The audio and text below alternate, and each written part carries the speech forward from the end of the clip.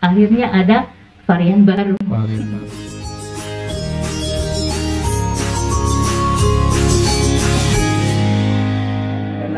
Kepala dinas juga menyampaikan, ada poster, ada ini untuk mengajak guru, malah disampaikan ke kepala sekolah ke ini untuk mengajak siswa-siswa SMP ya.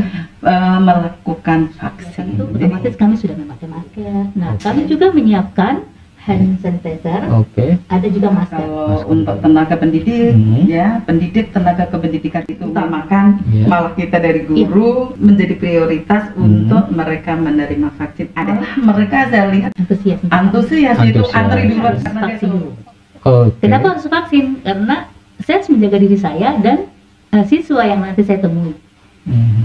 Jadi kalau saya sudah vaksin, saya bisa pergi dengan aman. Tapi kesehatan ini, masker juga tetap harus dipakai. Terus saya juga sarankan ke teman-teman yang belum vaksin ya, supaya segera vaksin. Dan kita harus vaksin karena vaksin itu kan menjaga diri kita sama ini sekeliling kita, anak-anak ini. Takutnya kita yang dari kota ini yang bawa penyakit ke anak-anak yang di Bremi yang memang mereka tidak terkontaminasi dengan virus. Tapi kalau kami yang bawa kan jadi dosa yang ceritanya nih. Kami bawa ke anak-anak, terus anak-anak bawa lagi ke keluarganya, keluarganya lagi bawa ke tetangganya. Jangan tertinggal. Ayo terus maju, terus berinovasi. Sukses untuk kita semua. Amin. Selamat sore, salam sejahtera bagi kita semua. Semoga kita selalu diberikan kesehatan dan diberikan lindungan oleh Tuhan Yang Maha Esa. Pada sore hari ini, pada acara podcast Kaki Komunitas Aksi Kemanusiaan Indonesia, telah hadir di studio kita ada Ibu Maya. Selamat sore Ibu Maya. Selamat sore. Juga ada Bu Musdalifah. Selamat sore Ibu. Selamat sore.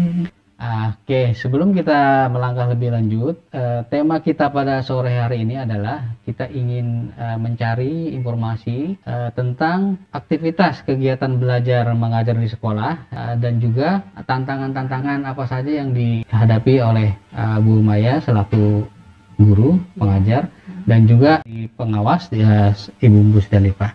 Mungkin nanti kita akan bicara lebih lanjut, tapi sebelumnya boleh ya, Ibu Maya memperkenalkan diri, silakan. Oke, baik. Terima kasih. Selamat sore. Nama saya Selamat sore. Ibu Maya Dona Ampulembang. Saya pengajar di SD Impres 56 Bremi, Pantura. Makasih. Oke, terima kasih Ibu Maya. Ibu Musdalifah, silakan. Terima kasih waktunya untuk saya. Perkenalkan, nama saya Musdalifah. Saya pengawas di Dinas Pendidikan dan Kebudayaan Kabupaten Manokwari, terkhusus pengawas SD. Keseharian saya adalah di Dinas Pendidikan Kabupaten Manokwari. Di sini pengawas SD untuk Kabupaten Manokwari. Ibu Maya, waktu kemarin itu kan mulai belajar tatap muka terbatas itu ya. Kalau kami di Pantura, karena tidak ada signal, otomatis kami harus ke sekolah. Tahun pertama Corona tahun 2020, saya ke rumah siswa, tapi seminggu sekali. Oh, berarti Bu Maya yang ke rumah siswa. Oke. Saya datang ke sana, saya kasih materi, terus anak mendapat materi sama tugas. Nanti minggu berikutnya kembali saya ambil lagi tugasnya, saya kasih materi berikutnya. Oh, luar biasa sekali. Berarti Ibu Maya yang ke lapangan langsung ke rumah murid untuk memberikan pembelajaran karena tidak ada sinyal. Kami tidak bisa memberikan materi lewat daring ya. Oh iya, luar biasa. Respon dari orang tua murid seperti apa Bu Maya? Respon dari orang tua murid, mereka sangat welcome, sangat terima. Ya. Mereka menunggu, maksudnya karena anak-anak ini mereka tidak belajar kan, tidak bermain. Kalau kami datang, orang tua sangat menerima sekali. Itu tahun 2020. Tahun 2021 begitu masuk 2021 kami mulai tatap muka di sekolah, tapi seminggunya 3 kali. Oh, 2021 seminggu 3 kali. Itu pun Senin, Rabu, Jumat. Tapi tidak sampai siang, 1-2 jam lah. 1-2 jam ya. Di sekolah. Jadi sebetulnya di sekolah SD 56 Remi ini walaupun ada COVID, ada permasalahan tentang pembelajaran langsung, justru Bu Maya yang ke lapangan langsung untuk memberikan pengajaran ke murid-muridnya ya, luar biasa sekali. Kalau dari sisi arahan dari pengawas guru ini gimana, Bu Musdalifah? Apakah memang itu disarankan untuk guru ke lapangan ketika proses pembelajaran tidak bisa dilakukan di sekolah atau bagaimana? Awal COVID ini kan untuk pembelajaran ada dua alternatif, daring atau luring. Iya. Kalau luring berarti mau tidak mau harus bagaimana strateginya dari sekolah, dari guru tersebut. Intinya anak mendapat haknya, sementara guru juga bisa melaksanakan tanggung jawabnya. Mungkin seperti itu. Jadi akhirnya mungkin salah satu atau alternatif yang bisa dilakukan seperti yang dilakukan Ibu Maya.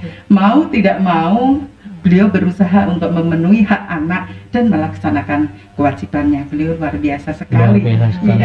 Sehingga mungkin yang lain waktu itu awal-awal orang takut nanti corona bagaimana, nanti begini-begini, beliau sangat peduli dengan anak-anak Papua. Kita punya anak-anak, dia mungkin tidak resiko ya tetap dipikirkan, tapi dia berani mengambil resiko untuk melangkah, tetap melaksanakan tugas dan kewajibannya itu. Kegiatan belajar mengajar di rumah murid, apakah ada pembekalan khusus buat guru-guru, Ibu? Waktu itu Kepala Dinas beliau menyampaikan di masa COVID ada dua alternatif, yaitu dengan luring atau daring. Sementara kalau di wilayah Pantura untuk daring memang tidak bisa karena tidak ada sinyal akses. Tadi ya. Saya sendiri juga punya pengalaman, kebetulan waktu saya ada monitoring terkait dengan pembelajaran di masa COVID, saya sempat datang ke sekolah Ibu Maya. Di sana kepala sekolah malah juga sama seperti yang dilakukan Ibu Maya. Kepala sekolah datang ke rumah-rumah peserta didik. Jadi mereka strateginya seperti itu. Guru mengunjungi rumah peserta didik. Kepala sekolah juga melakukan hal yang sama. Meskipun mereka tidak diberi pendampingan, pelatihan, seperti ini pembelajaran dengan luring untuk ke sekolah itu seperti ini, tidak. Tapi itu adalah inisiatif dari masing-masing kepala sekolah dan guru di situ. Ibu Maya saat melakukan proses pembelajaran kan ada penugasan-penugasan. Apakah ada peranan dari orang tua dalam membantu anaknya saat penugasan-penugasan itu diberi? Keterlibatan langsungnya adakah? Otomatis mereka pasti bertanya ke orang tuanya, ini jawabannya bagaimana? Betul. Otomatis orang tua akan membantu. Orang tua turut serta dalam proses pembelajaran saat ada penugasan seperti itu. Intinya seperti ini, karena masa COVID, jadi semuanya itu ibarat ini emergency. Ini situasi pandemik, jadi segala sesuatu itu kebijakan ada, disilakan diambil, guru bagaimana. Seperti itu, mengambil nilainya, pembelajarannya, intinya hanya kesehatan guru dan anak itu harus tetap. Terus kewajiban guru bisa dilaksanakan, haknya anak itu harus diterima. Jadi yang betul-betul diutamakan adalah itu. Jadi ada kemudahan-kemudahan. Ada kemudahan-kemudahan yang harus yang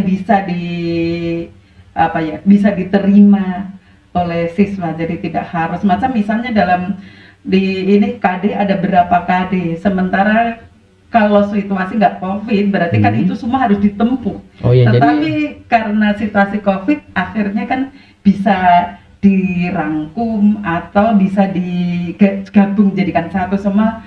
Kebijakan dari guru, kepala sekolah mungkin bisa didampingi dengan pengawas seperti itu. Itu saya melihat emergensi apa yang harus saya lakukan. Di situ saya lebih cenderung ke yang mendapat imbas langsung itu anak.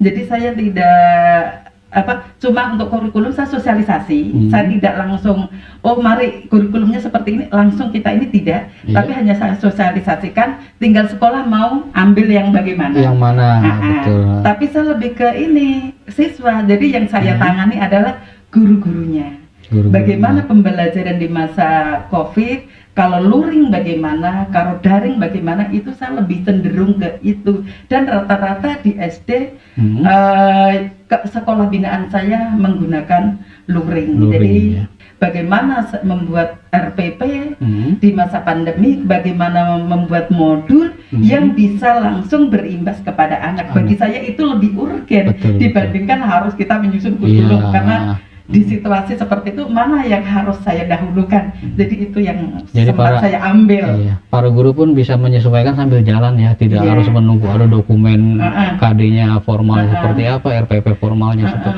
tinggal dimodifikasi dan disesuaikan dengan kebutuhan di lapangan. Kebutuhan di lapangan seperti apa itu sudah akhirnya saya sempat adakan pelatihan untuk sekolah binaan saya. Baru waktu itu 2 sekolah, ada di SD Yapes 01, di situ saya berikan pelatihan 1 hari, di SD Yapes 02 saya berikan pelatihan 1 hari khusus untuk membuat RPP dan modul pembelajaran di masa pandemi. Jadi seperti itu, karena memang bagi saya itulah yang urgent. Dan bahkan mereka praktek mengajar dan mereka sangat antusias, senang. Bahkan guru-guru yang kalau saya kan lebih ke guru kelas, ada guru mata pelajaran, misalnya guru agama, guru bahasa Arab, guru olahraga, mereka juga antusias mengikuti dan mereka juga antusias untuk, Bu, saya ini Kak, saya presentasi dulu Kak.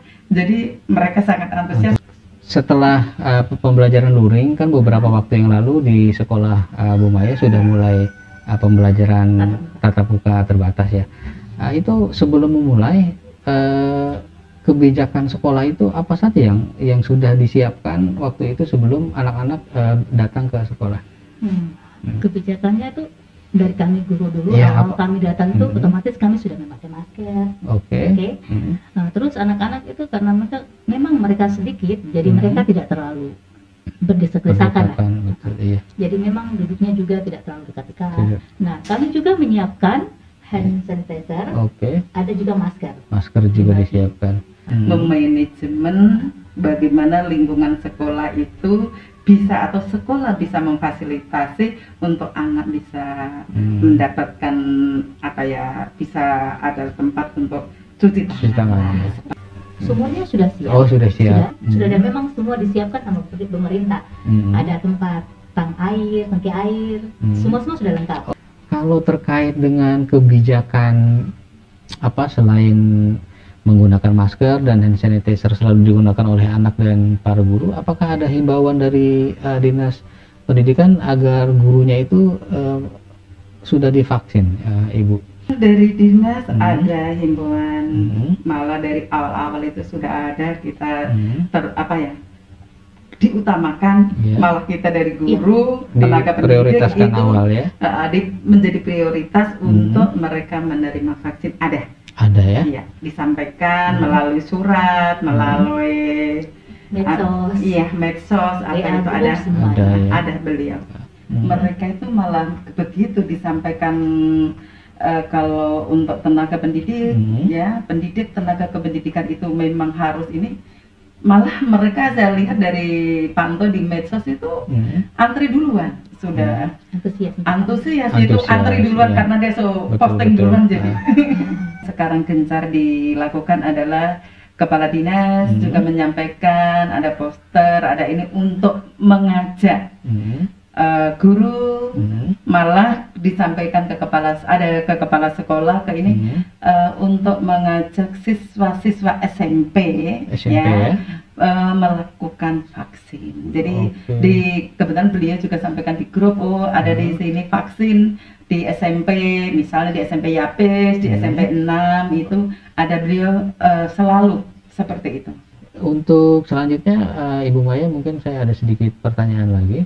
Di 2022 ada persiapan khusus nggak yang Ibu siapkan untuk semester depan ya? 2022 ini kami nanti sepertinya akan masuk full. Akan masuk full itu artinya setiap anak memang tidak digilir masuknya ya? Tidak. Kami masuk full Senin sampai Sabtu. Senin sampai dengan Sabtu. Terus kita mulai dengan materi yang seperti biasa. Karena yang kemarin tuh banyak sekali anak ketinggalan ya, sangat sekali sampai lupa huruf.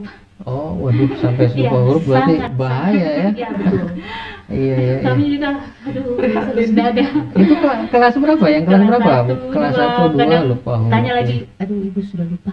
Udah lupa, betul iya. Jadi ada ya persiapan-persiapan ya, ini. Persiapan putusnya otomatis kami harus gencar masuk. Terus yang kami utamakan tuh anak-anak harus tahu membaca dulu. Yang lain mengikuti lah. Betul. Awal utama tuh membaca dulu sudah. Iya. Kira-kira apakah akan ada tantangan ataupun penolakan dari orang tua murid kalau seandainya sekolah ataupun dinas pendidikan menganjurkan untuk anak-anak untuk segera kembali ke sekolah? Ada nggak penolakan dari masyarakat kebijakan untuk anak ayo segera sekolah? Pendapat saya rasa untuk orang tua tidak menerima itu rasanya sangat, paling berapa persen pasti ada. Yang ada. Orang tua seperti itu pasti ada. Tetapi saya yakin pasti banyak yang menerima.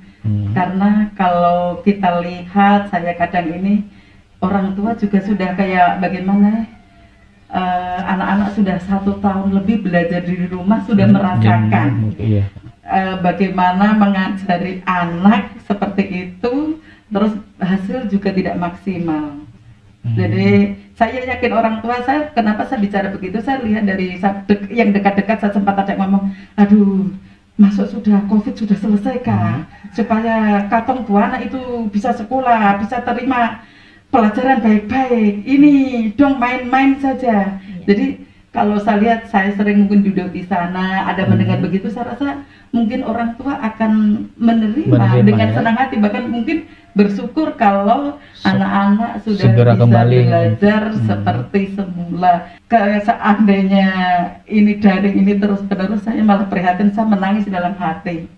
Kenapa? Ketika pembelajaran daring itu kan tidak ada namanya upacara. Betul. Tidak ada upacara. Berarti di sini bagaimana nilai cinta tanah airnya. Saya menyaksikan sendiri, saya punya keponakan, anaknya adik kelas 4. Dia begini, Mama, saya Bu Guru kasih tugas. Tugas apa? Bikin itu, nyanyi lagu wajib, saya karena tahu. Nah, di situ saya tersentuh sekali, ya Allah. Ketika ada lagu upacara, lagu wajib dinyanyikan. Ini lagu wajib, dia tidak tahu sama sekali. Sederhana sekali. Tapi saya terus bagaimana kira-kira ini secara berlanjut ini anak-anak ini kira-kira 10 tahun, 20 tahun ke depan ini apa yang terjadi? Lagu Indonesia Raya sudah tidak tahu. Lagu wajib tidak tahu. Bagaimana menghormat bendera tidak tahu. Jadi cinta airnya nanti air, gimana? Ya? Itu yang saya betul-betul di situ tersentuh sekali, ya Allah. Mudah-mudahan ini cepat selesailah. Anak-anak sudah bisa melakukan pembelajaran tatap muka supaya di situ ketika tatap muka banyak hal yang diberikan guru, ya, yang tidak bisa digantikan dengan macam teknologi. Ya salah satunya mungkin penanaman karakter. Itu saya sangat prihatin, ya mudah-mudahan COVID ini segera berlalu, anak-anak bisa belajar. Karena dengan belajar itu banyak hal yang di sekolah itu banyak hal yang diperoleh anak bisa senang, gembira, bahagia ketemu teman-temannya, anak bisa aktivitas lari-lari di luar, sehingga ada olahraganya di situ untuk peningkatan dia punya stamina, terus ya bisa betul anak itu bisa maksimal dengan dia punya segala yang dimiliki. Tapi ketika daring mereka hanya duduk. Tapi kalau kami di Bremi setiap hari masuk Senin gitu, anak-anak baris mereka menyanyikan lagu Indonesia Raya, kami selalu kasih begitu. Kami selalu melafalkan Pancasila, itu selalu harus karena supaya anak-anak jangan lupa. Terus saya juga selalu mengajarkan anak-anak itu lagu-lagu nasional, lagu-lagu daerah, biar mereka harus ingat ini lagu daerah dari mana, harus. Jadi mudah-mudahan di 2022 ini ya intensitas kegiatan belajar lebih efektif lagi. Selanjutnya Ibu Maya mungkin ada yang mau diceritakan tentang pengalaman unik saat mengajar, pengalaman berkesan atau yang mengharukan, mungkin menyedihkan, mungkin ada, silakan boleh berbagi di ruangan ini. Pengalaman banyak yang mungkin saya lihat. Kadang kalau mau belajar anak-anak tidak ada, saya harus ke rumah panggil, itu salah satunya kadang. Atau kadang kalau belajar nih anaknya datang mukanya marah-marah, kenapa? Kayak anak-anak kita berbujuk, kenapa? Bapak mau saya, bapak pukul gitu pura-pura kan. Nanti kita ajak lagi moodnya kembali. Kadang lagi belajar begini, ibu saya capek, saya main dulu ya. Iya sudah, main dulu sudah. Nanti kita ikuti dulu anaknya mau main apa dulu. Habis itu baru dia masuk lagi. Maunya kita santai saja belajarnya di sana. Kita tidak berpatokan pada jam, berpatokan sama harus materi ini harus selesai, nanti besok tidak. Kita santai tapi ada yang masuk, materi yang masuk. Jadi kita harus peka terhadap emosional anak saat itu dalam kondisi seperti apa. Nah, kalau besoknya belajar datangnya kayak marah-marah atau mukanya sedih, nanti saya tanya pelan-pelan, oh tadi malam mungkin ada pertengkaran orang tua, ada apa bagaimana kan kasihan kakek anaknya. Betul, jadi tidak mau sekolah kadang gitu. Namanya anak-anak kan. Betul. Kita sebagai guru sih harus pelan-pelan kayak jadi anak lah, kita merangkul, tanya apa yang susah, apa yang ini gitu, supaya siswa itu bisa curhat dan guru juga bisa tahu apa sih yang dimau siswa itu, sehingga yang kita berikan itu betul-betul sesuai dengan kebutuhan siswa. Di sini guru harus tahu betul karakter siswa, ada strategi sendiri. Ada strategi, ada metode ya.